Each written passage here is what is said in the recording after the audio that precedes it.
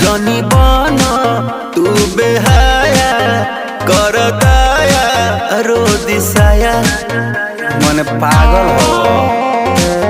अरे हटो ना